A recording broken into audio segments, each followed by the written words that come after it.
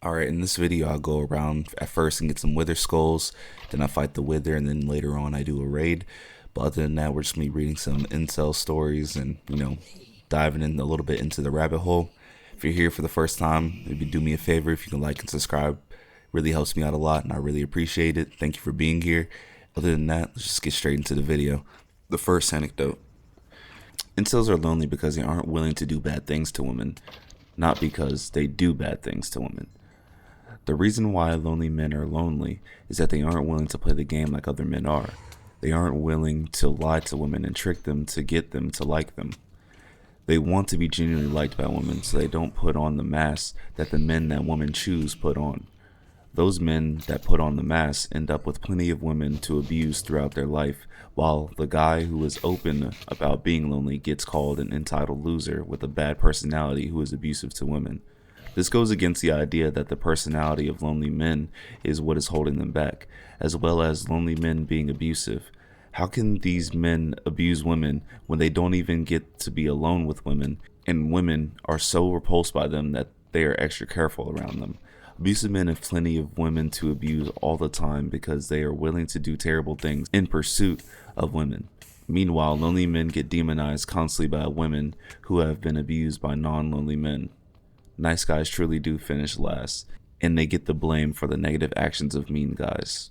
My whole thing with this kind of subculture on the internet is a lot. I mean this in the nicest way, and I'm not trying to downplay anybody's feelings or what anybody's going through, but I feel like it comes with a woe is me mindset. Because the way I look at it is nobody's life is equal. Nobody's life is fair. I did not grow up with money. It does not make sense for me to be mad at somebody who grew up with money who has a lot more opportunities than me. So in the looks department, it does not make sense for me to be mad at someone who's better looking than me, that can get more women than me, that can get more opportunities than me. Life it just isn't fair. Everyone's giving a different deck of cards at birth. Some people come for money, some people are good looking, some people are athletic, some people are really smart. Everybody is different. For me to sit back and just accept defeat and say, whoa, I'm just a loser. Oh, I'm just lonely. I'm just going to be lonely forever. People are repulsed by me. Like, there's not things that you can't change. And the worst part is the people that get kind of far in life, like past 20s, 30s, 40s onwards, and still kind of have this mindset, is you really didn't change anything to get to the point where you're at, where you're just kind of, for lack of a better term, just miserable, just bitter at the world. Bitter at pretty women, bitter at attractive men. You feel like everybody's against you. And then even in kind of this message, he said something like, how can we how can we abuse women? We don't even get to be alone with them. So would you abuse women if you got the chance? Like that sole sentence doesn't make sense. And then saying things like people who are able to get women just abuse them. Just a whole generalization, just throwing a whole blanket over people who are able to get women. It doesn't make sense. If you live life long enough, you realize there's mean women, there's mean men. There's a-hole women, there's a-hole men. To generalize off of bad experiences just never was a good idea. It's never something that makes sense. You're only hurting yourself. It's kind of a woe is me situation. Nice guys finish last and get blamed for the negative actions of mean guys, is what was said, saying that other men put on a mask to attract women and abuse them. And then a lot of men in this situation kind of do it to themselves because they make themselves unlikable. You become mean. Like I said, you become bitter in the situation. So whenever you see someone in danger or something, you just feel the need to just mock them or be a douche to them. You're not helping yourself. I understand there's things like anxiety that may stop you from going out there and chasing things, or going out there from not being lonely anymore. But any advice I have to that person is just go to events, charity events, free events, donations. I feel like those are a lot of people that are at things that genuinely nice people would do, and just conversate, get out your comfort zone.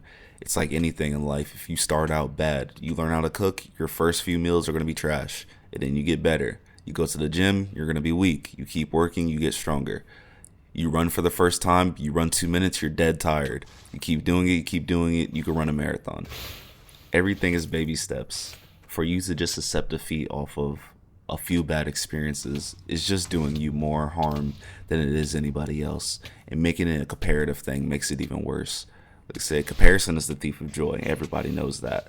So you focusing on the negatives in your life and just constantly comparing yourself to better looking people, people who have more money, people who have more opportunities, you are just going to keep putting yourself at a disadvantage and not wanting to do anything, not wanting to change anything. You just got to go for it. I'm not saying that's easy. It's never been easy. Everyone's starting point is different. It's not easy. I'm not going to even joke that it's easy, not going to imagine that it's easy. But if you want to change, you got to change. No one's going to make you change. It has to be a you decision. I got to make that decision. So I hope this guy kind of can figure out his mindset, can open his eyes and change his views on things, and not blame women for being quote unquote easily abused, and not blaming men for putting on a mask. That's all I got for this one. The next story. Yes, this is exactly the boat I was in around 2014, 2015. I was terrified of hurting or offending women, but I went to visit my cousins in my hometown after one of our cousins passed away. I'm 6'1" and not a bad looking guy, but I was always concerned about scaring or offending women. My cousins are notably shorter than me, but they didn't give a F about hurting women's feelings. The weekend that I stayed with them, I saw them get girl after girl by acting like complete assholes and being openly misogynistic, as well as love bombing and all the stuff women say they hate in a guy. There was one girl there who was really interested in me, and I couldn't even talk to her because I felt so guilty about seeing her sexually. She ended up telling my cousin she was disappointed I was so shy. My cousins also made fun of me for being scared of puss. After that weekend, I sort of resigned myself to change from this mindset, and I started treating women with more disdain, and within a month, I had more sex in the last 2 years. I eventually went back to visit Michigan later that year, and I actually ended up having sex with a chick at my cousin's house, and I felt like my life had changed for the better. And someone commented under that and said, okay, there's a huge difference between expressing interest, not backing off when she's obviously disinterested, and hurting her feelings. The girl who was interested in you was interested in you. When women are interested in a man, there's an expectation of some sort of mutual sexual attraction. That's very different than hitting on some random chick who you've never spoken to and make it think sexual from the get. The fact that you think not being shy and showing confidence objectively attractive traits is some sort of showing disdain for women is sad for you. Kudos to getting laid, but just because your body count is growing doesn't make you any more of an attractive partner. Yeah, man. After reading this one, I feel like I said, it's just a very weird mindset. Because you being shy wasn't the issue. It was you not putting your foot on the gas when someone else wanted you to put the foot on the gas. Like that guy said, you having disdain is kind of weird now, or you being reverting back to how your cousins were being, which you saying it is negative, women saying it is negative, which you seeing it works.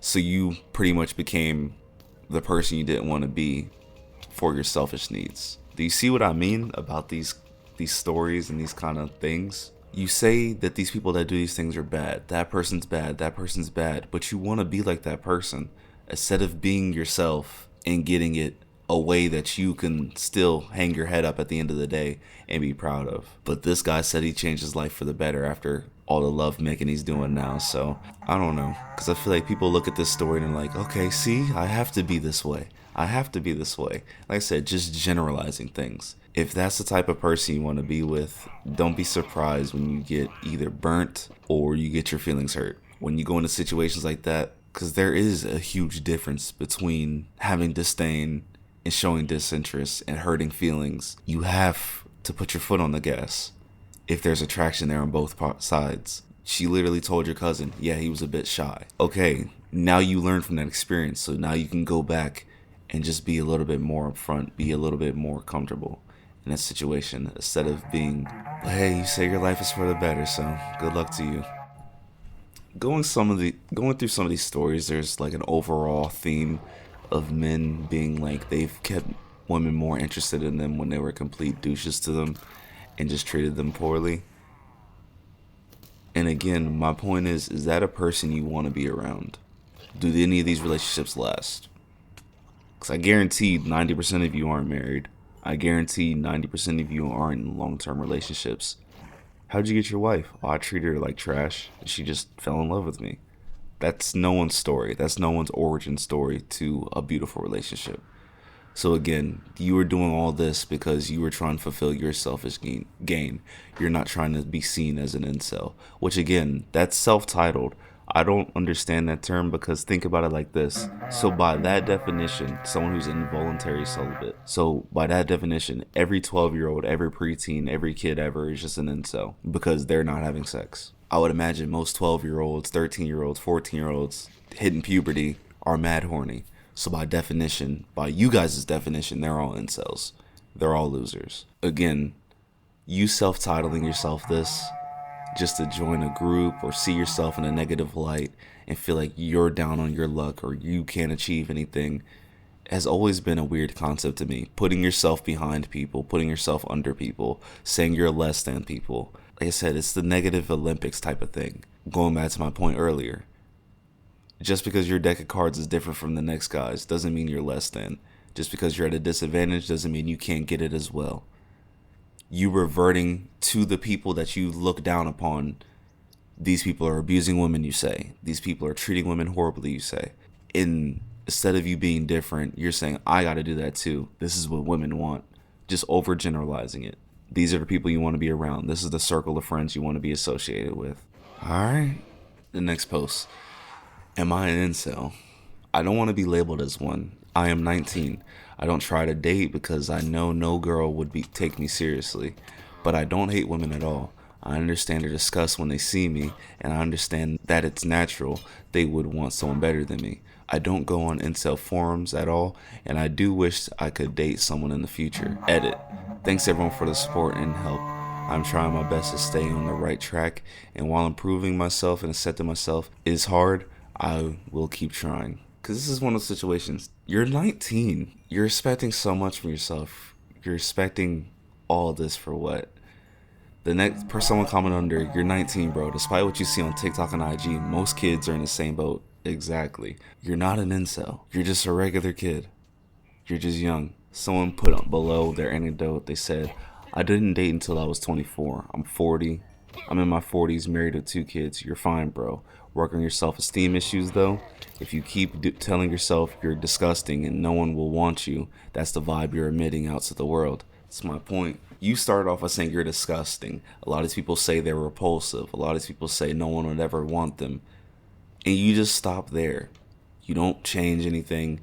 You just want people to accept you as you are. You obviously see that you're at a disadvantage for whatever reason, because you're not tall enough, because you don't look good enough, because you don't make enough money. You see yourself at a disadvantage. But instead of changing anything, you get angry at the world, hop on forums, not this person, but just, a lot of incels in general, hop on forums and just start spewing hate into the world, emitting all this negative energy, thinking you're less than, thinking the world owes you something, thinking women are the problem, thinking attractive men are the problem, instead of looking within and changing anything about yourself. It just boils down to a lot of these guys have self-esteem issues. I don't have the answers on what you can do to change your self-esteem. Obviously, look within yourself. That's free. Just see ways, just really self-reflect and see what things you need to change. What can make you a better person? What can make you more approachable? What can help you get more comfortable expressing yourself or talking to people? Things like that would help out a lot. But you just giving up and cursing the world and wishing death upon everybody. Some people going to the stream and saying bad people deserve bad things that happen to them. Going to the stream and saying that person deserved this person deserved that. You get rejected, so F you, you're ugly anyway. All that negative stuff. It all just reflects back on you. It all has to do with your self-esteem. The next thing that isn't free, but is always a resource, is seeking out therapy, seeing how you can change your view of yourself.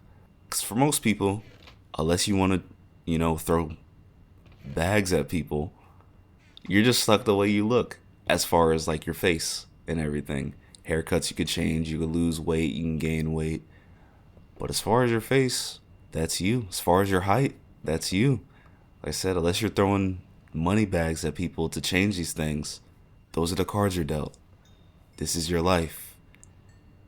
You can either roll with the punches or you can just get beat up. You can keep saying you're ugly, you're repulsive, or you can work out. You can get a haircut. You can keep doubting yourself. Because, like I said, you go into these situations pre rejecting yourself. You don't even try. That's the issue. Like I said earlier, with anything, when you first start out, you suck. It's okay to suck. Everything sucks at first. But you got to keep going and keep going and keep going until it becomes easy, until you get comfortable, until you get the results you want. And understand being rejected is absolutely terrifying. Getting rejected absolutely sucks. These are things you just can't let go because it's just human nature. 10 people tell you look beautiful, one person tells you're ugly. The one person that told you ugly is all that sticks with you. It's a negative economy on the internet.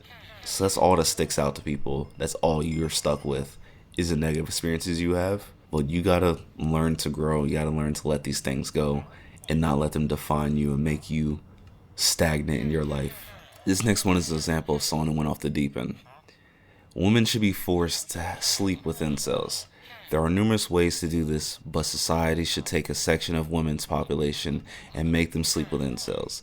They could even be compensated financially with free services. In a hunter-gatherer tribe, the chief has to give the members of his tribe a woman, or he would be killed. For most of our evolutionary history, women were paired off using corrosion or social pressure. Sacred prostitution. I was reading about temple prostitution, and apparently nearly every nation in the ancient world did it, from Babylon to Greece and even Rome. In Greece, it was the temple of Aphrodite, and in Babylon, Ishtar. With modern incels, it would have to be a short-term relationship akin to a girlfriend experience to work. Simple transactional prostitution won't meet the needs for love in incels.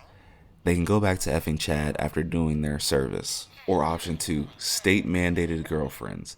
It would be illegal for women to be single or share the same man. If a woman is single, the state would find her a boyfriend with similar looks, wealth, and status level to her. She doesn't have to say yes and is free to find a partner on her own.